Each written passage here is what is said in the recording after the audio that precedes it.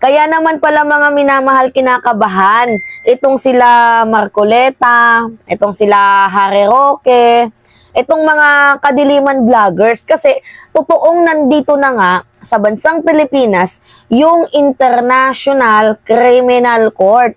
Hindi dahil para hulihin itong si Digong. Eh, alam nyo naman mga minamahal na walang police power yung ICC. Huwag naman po sana tayong exaggerated magbalita, ano, Marcoleta? Na para sabihin na nandito na yung ICC sa bansang Pilipinas, sila yung nag-rule doon sa House Quad Committee hearing, sila yung nagbibigay ng tanong. 'Di ba? Hindi ganoon yung ano eh, hindi ganoon yung execution ng ano, ng pagpunta dito ng ano, ng International Criminal Court. So confirm mga minamahal na nandito na nga yung ICC, kaya pala medyo kinakabahan na sila. So ngayon, basahin natin, ito yung balita.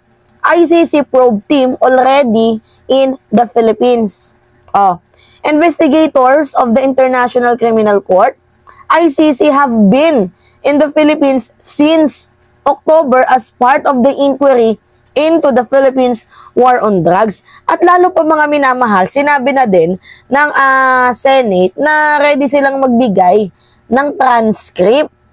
Ready silang magbigay ng transcript kung sino man ang humihingi.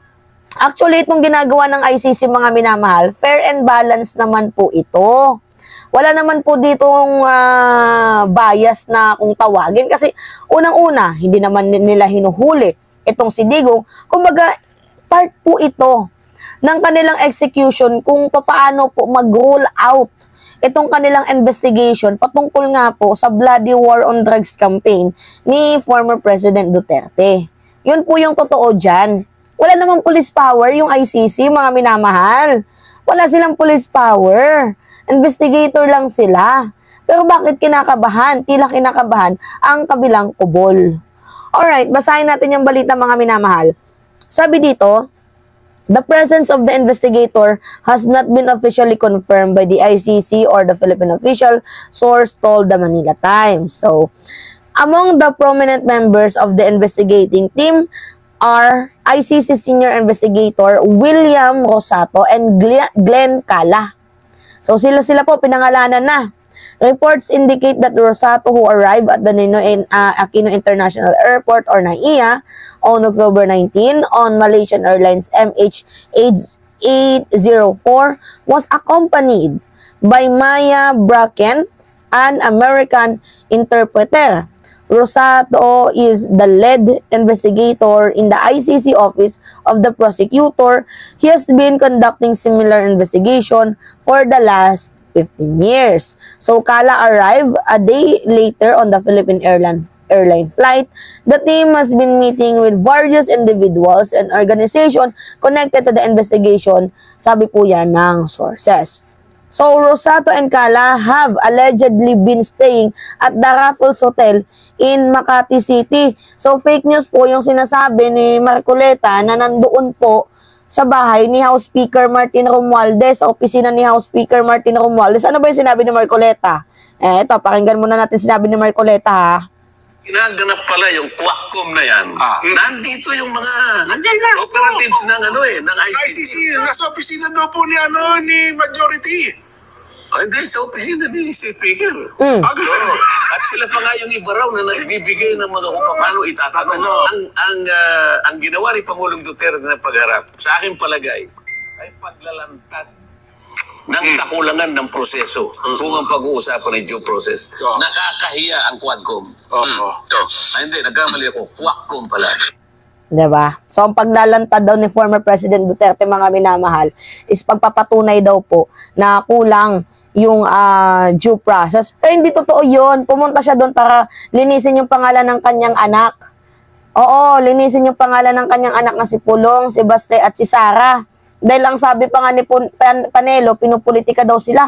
Yan yung sabi ni Panelo, mga minamahal. Pakinggan natin to, ha. Kasi itong si Terlianes, talagang mukha ng kanya ni sponsored yan. Walang pera yan. Okay, balaga. Ewan lang, nagtataka ako bakit hindi yan mga minamahal yung tinutukoy dito. Nasaan na ba yun? Ito. naman lumabas yung totoo ito. Truth. Yan lang. One word. Ano ang katotohanan? Dapat mas lalo na kay Inday. Oh. Kasi nandiyan pa siya sa politika. Si Pulong mo, pati si Basti. Oh, pero dito. Actually, Inday, kasi national siya. Teka muna. Oh, yan, narinig nyo? Kasi nandyan si Inday sa politika. Nandyan si Baste. Nandyan si Pulong. Kaya kailangan daw malaman yung katotohanan. Eh, alam nyo naman na si Trillanes, ang daming in-expose. 'Di ba? So ngayon, yun yung totoong reason kung bakit dumalo dyan si Digong para linisin yung pangalan ng kanyang anak. Hindi para sa tinatawag na sinasabi ni Rodante Marcoleta na due process. Hindi po yung totoo. Tapos mga minamahal, ito po yung nakakatawa dito. Kasi pinagbibintangan nila si House Speaker Martin Romualdez. Nakalagay naman dito sa article na nagstay sa Raffles Hotel sa Makati City. Itong si Rosato at si Kala ng International Criminal Court investigator. So sabi ng source, the team would hold several meetings with individuals at Medas Hotel, Casino in Pasay. One of them is Edward Israel, a person whose full identity and the role of investigation remain unclear. So sa madaling sabi na lang natin mga minamahal, yes, totoo na nandito na yung ICC. Pero hindi po exaggerated katulad sa binabalita ni Rodante Marcoleta na sila na daw po yung nagbibigay ng question doon sa House Quad Committee. Anong tingin nyo? Sa bansang Pilipinas walang kalayaan? Ha? Ganon na ba yung tingin ninyo sa bansang Pilipinas? Walang free will? Walang freedom? Na para sabihin nyo na ang nag-roll out ng hearing sa House Quadruple Committee na yan ay mga taga-ibang lahi?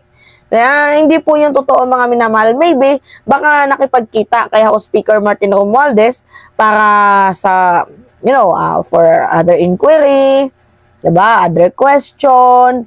Baka maybe, oo, nakipagkita. Pero yung tutuloy sa hotel, grabe naman exaggerated na mga kwento yan. Diba, grabe naman yung mga paninira nyo na yan. Hindi nga lang din dito si House Speaker Martin Romualdez yung sinisiraan nila, mga minamahal. Bagkus pati na din yung presidente, kasi kagaya nga nasabi ni Duterte, mga minamahal, si PBBM, ginagamit niya daw na attack dog, itong si Trillanes para tirahin siya. Ay naku, nakakaloka naman to. Ano ba naman mga balitang pumapasok dito, mga minamahal?